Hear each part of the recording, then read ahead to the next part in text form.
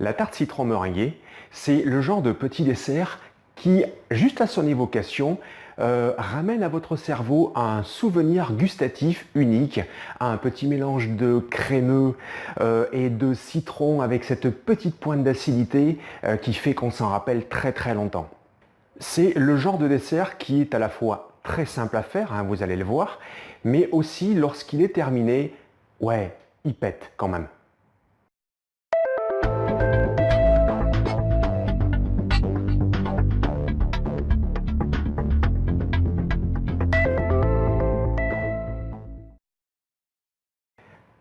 La tarte citron meringuée, elle a un pouvoir unique. Imaginez un repas qui se soit mal passé de l'apéro jusqu'au fromage, genre tout est cramé, voire pas cuit et tout ça, et une super tarte au citron meringuée débaroule sur la table au moment du dessert. Et là, miracle, on se souvient absolument plus de tout ce qui s'est passé avant. En situation de survie, vous devez être prêt à faire tout le nécessaire pour rester en vie, même si ça veut dire devoir manger d'horribles, rampantes et gluantes petites choses. J'ai réussi à attraper un ver tout noir ainsi qu'un petit scarabée. C'est plein de protéines, mais je pense que le goût va être quelque peu spécial.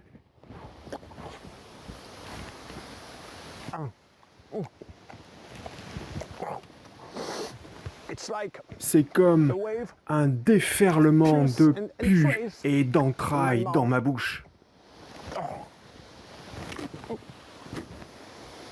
Ça m'apprendra à aller faire chier les insectes. Après ce repas épouvantable, qu'est-ce que je ne donnerais pas pour une belle part d'une bonne et goûteuse tarte au citron meringuée? Alors pour que cette magie de la tarte citron meringuée opère, on va voir ensemble les principales étapes. Vous allez voir qu'il y a encore une fois rien de compliqué. Donc à vous de voir, hein, si vous préférez une pâte sablée, une pâte sucrée, voire même une pâte feuilletée, ça c'est votre goût. Personnellement, j'apprécie avec une tarte citron meringuée plutôt une pâte sablée. Pour ceux que ça intéresse, rappelez-vous, petit épisode ici pour la confection. Ensuite, pour notre tarte citron meringuée, donc il va falloir deux autres choses, c'est-à-dire une bonne crème au citron et une meringue italienne. Alors un tout petit mot avant de commencer, la tarte citron meringuée, c'est pas compliqué à faire. Par contre, elle va vous prendre un petit peu de temps, tout simplement parce qu'il y a pas mal de temps de pause, notamment pour la crème au citron qui se prépare un petit peu comme une crème pâtissière, donc forcément il y a un temps de réfrigération. Donc prévoyez 3 à 4 heures pour faire votre tarte citron meringuée correctement, depuis la conception de la pâte jusqu'à la finition. Une autre chose très importante pour la confection de la meringue italienne, qui en soi n'est pas difficile du tout, mais vous allez avoir besoin d'un instrument indispensable, c'est ceci, un thermomètre de cuisine.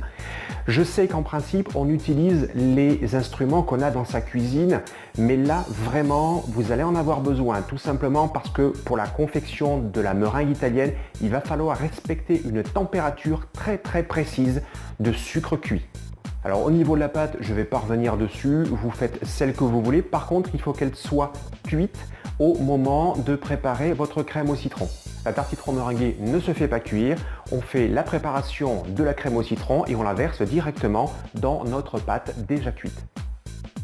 La crème au citron se prépare très exactement de la même manière qu'une crème pâtissière. Pour ceux qui se rappellent, l'épisode sur le Paris-Brest où on détaillait le pourquoi du comment. À ce propos, j'ai fait une bourde dans ce premier épisode. Je vous ai dit que la crème pâtissière se faisait refroidir à température ambiante avant de la mettre au froid. C'est une erreur. Et merci Aline de Pâtisseline qui l'a corrigé pour moi. La crème pâtissière se met directement au froid lorsqu'elle est terminée. Voilà, pas de temps de pause à température ambiante pour éviter la prolifération des bactéries. On filme et on met au froid. Idem pour la crème au citron. Pour notre crème citron, alors on va avoir besoin de 120 g de jus de citron, 75 g de sucre en poudre, 50 g d'eau, 15 g de maïzena ou 20-25 g de farine, 50 g de beurre coupé en dés, 100 g d'œufs entiers plus un jaune supplémentaire. Donc ça fait à peu près 2 œufs moyens plus un jaune supplémentaire et 120 g de crème fleurette. Un petit mot sur les ingrédients avant de commencer et notamment sur le citron. Alors pour cette préparation de crème citron, pas de pulco, pas de jus de citron tout fait, vous savez qu'on trouve dans les espèces de petits citrons en plastoc là tout pourris. Non, prenez des vrais citrons. 120 g de citron, ça vous fait à peu près 3 citrons moyens classiques. Alors une petite astuce, lorsque vous aurez pressé vos citrons, vous les passez dans une petite passoire fine pour enlever la pulpe. Tout simplement parce que déjà ça fait une texture supplémentaire dans la crème citron et il n'y en a pas besoin. Et la pulpe de citron, et pour peu que vous ayez aussi collé des pépins, ça va vous amener une certaine amertume dans la crème qui est particulièrement désagréable. Donc là, vous la passez à la petite passette, ça vous prend moins de 30 secondes et vous aurez un jus de citron très clair, nickel. Également pour notre crème citron, on va la faire en 2 étapes. Donc il va y avoir une partie qui ressemble un petit peu à la crème pâtissière et on va y rajouter de la crème fouettée, donc la crème fleurette qu'on aura pesée à 120 g. Vous allez la remettre direct au frigo pour qu'elle soit bien froide. Rappelez-vous, l'émission sur la crème chantilly et donc forcément la crème fouettée. Alors, 2 premières étapes pour notre crème citron. La première, ultra simple, dans une casserole, on met le citron et l'eau. Voilà, jusque-là, ça devrait aller. Et donc ensuite, on va faire blanchir les œufs, le sucre et la maïzena. Pour ceux qui ne savent pas trop comment on fait blanchir, je renvoie toujours pareil à la vidéo sur le Paris-Brest où on explique tout ce qu'il faut. Une petite astuce, ne faites pas bouillir tout de suite votre mélange eau plus citron parce que ça va très vite. Donc mon petit conseil, c'est vous faites d'abord blanchir vos œufs, sucre et maïzena. Lorsque c'est fait, vous mettez votre eau et citron à bouillir. Voilà, mon mélange blanchi est à portée de main. Là, je vais faire bouillir l'eau, donc plus le citron. Ça va aller assez vite. Ensuite, on va simplement le reporter dans la préparation, puis reporter sur le feu et on va tourner comme pour une crème pâtissière. Voilà, le mélange bout et on va le rapporter à moitié. On tourne une première fois et je rajoute l'autre moitié ensuite. Voilà, c'est bien mélangé. On remet dans la casserole et on va faire chauffer.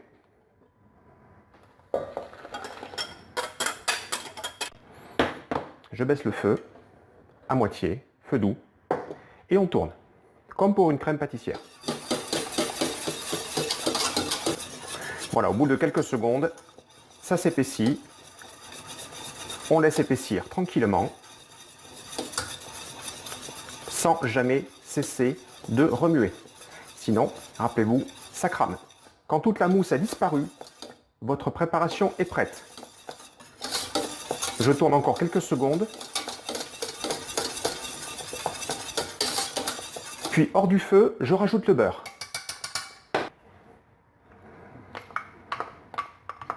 Voilà, et je tourne bien pour avoir quelque chose d'homogène. Sans attendre, je verse sur ma plaque ma préparation.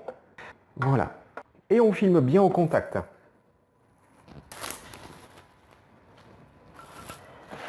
Hop! Et au froid pendant, allez, 1 heure, 2 heures à peu près. Voilà, 2 heures plus tard, notre crème citron est prête à être travaillée. Ce qu'on va faire maintenant, on va donc monter les 120 g de fleurette en crème fouettée.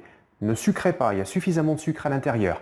Vous la réservez dans un saladier et juste après, on va mettre ça dans le robot pour l'assouplir un petit peu. Parce que si vous essayez d'incorporer la crème fouettée avec ça dans cet état-là, là vous allez galérer.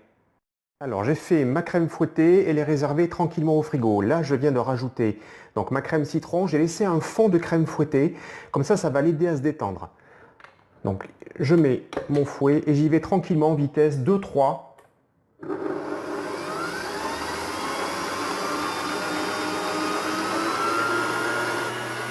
Voilà, en quelques secondes, ça se détend bien et on l'arrête.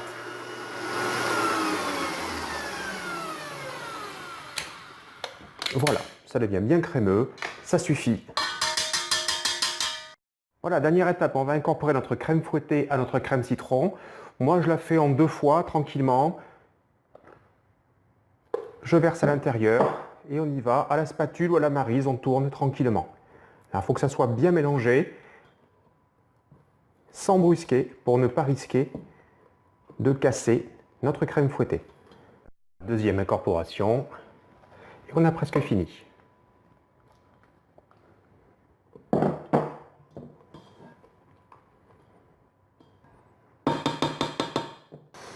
Voilà, c'est fini.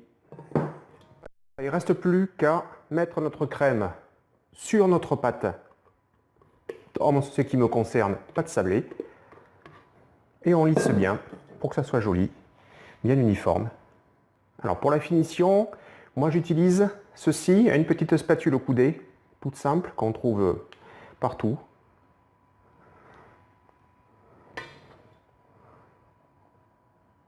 Voilà, à ce stade, notre tarte au citron est quasiment terminée. Si vous n'êtes pas fan de la meringue italienne, voilà, vous pouvez la manger telle qu'elle.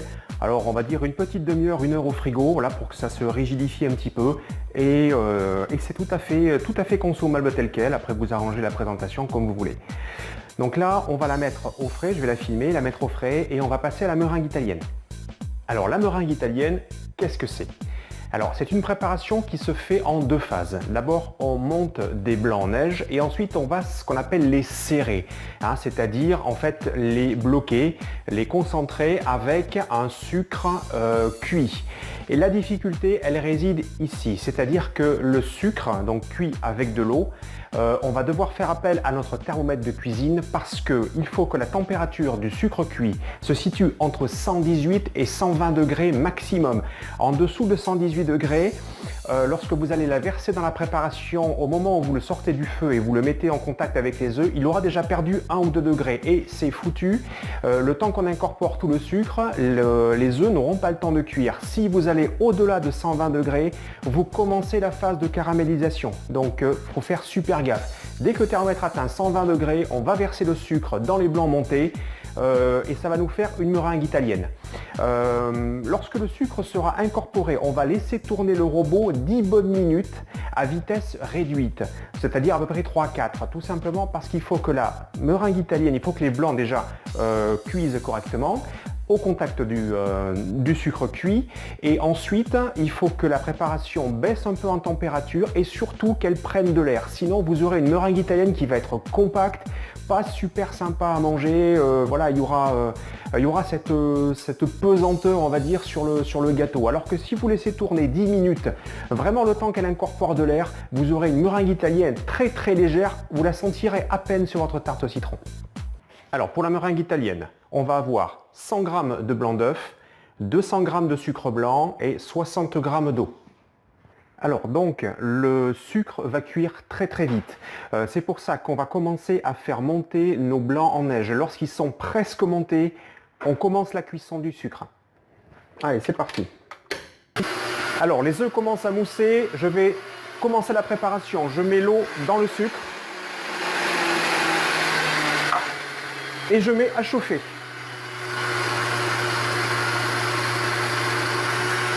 Je mélange bien pour pas que ça fasse des paquets de sucre dans la casserole. Et une fois que c'est bien mélangé, je lui fous la paix et je le laisse cuire tranquillement.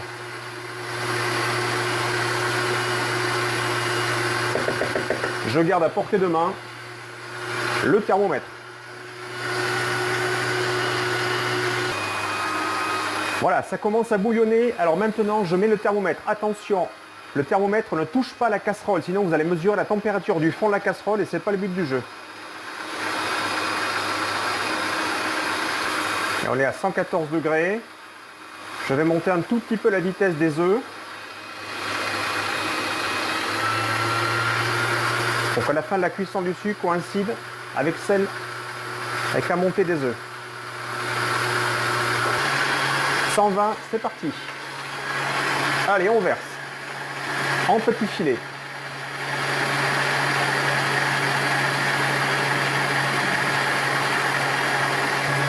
Et voilà. Voilà, notre meringue est en cours de montage, si on peut dire. On va la laisser tranquillement tourner pendant 10 bonnes minutes. Là, je vais réduire un petit peu, elle est à 4. Je vais réduire à 3. Et 10 minutes comme ça, le temps qu'elle densifie. Alors, les signes, c'est elle prend du volume et elle devient beaucoup plus brillante. Dès que vous avez ça, c'est que votre meringue italienne est formée. À partir de là, comptez 10 minutes et vous la laissez tranquillement refroidir et prendre de la densité. Voilà, ça fait à peu près 10 minutes. Je l'arrête. Elle est très très bien, regardez, ça fait amoncellement autour du fouet, ça veut dire qu'elle est très légère. Voilà, j'ose pas trop la casser.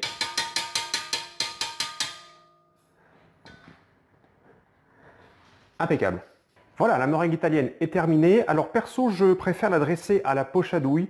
C'est un petit peu plus classe, c'est pas plus compliqué, mais vous pouvez parfaitement le faire à la cuillère ou à la spatule, enfin c'est comme vous voulez. Je vais vous montrer comment on fait à la poche à douille, vous allez voir c'est très très simple et après on va passer à la phase cramage des bouts de chandelle, vous allez voir c'est très facile aussi et notre tarte sera terminée. Voilà. Allez on y va, on va dresser.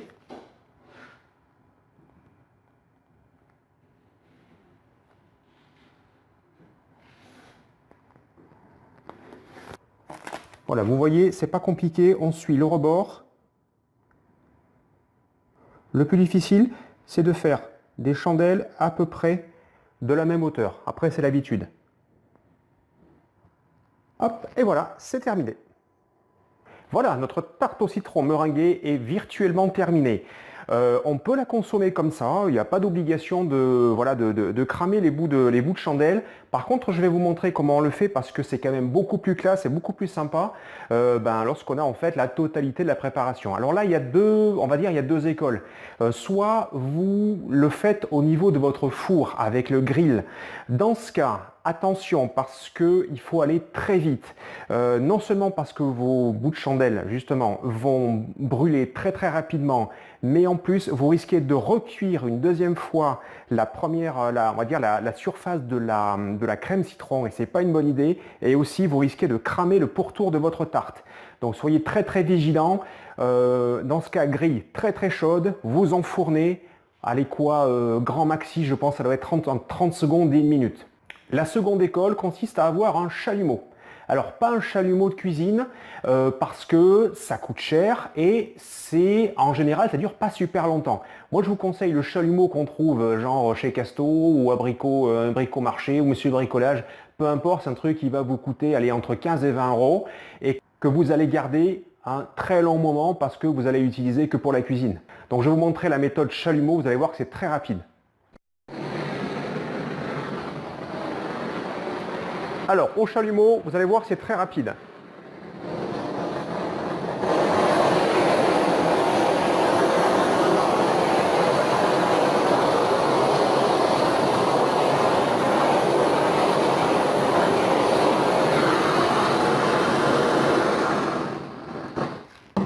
Terminé.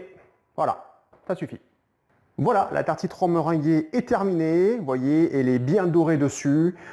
Quelques minutes au réfrigérateur, une petite heure, voilà, et c'est mangeable pour le dessert. Donc vous voyez, c'est vraiment pas une recette qui est compliquée, elle demande un petit peu de temps, un petit peu de savoir-faire, mais réellement elle est plutôt simple.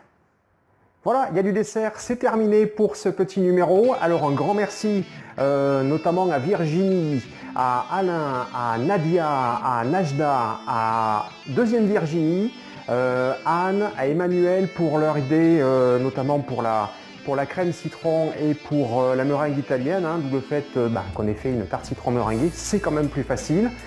Le prochain numéro, je ne sais pas, mon activité professionnelle est un petit peu compliquée, donc je vais essayer de faire quelque chose assez vite. Encore une fois, laissez-moi vos commentaires pour savoir ce que vous voulez voir en priorité comme recette.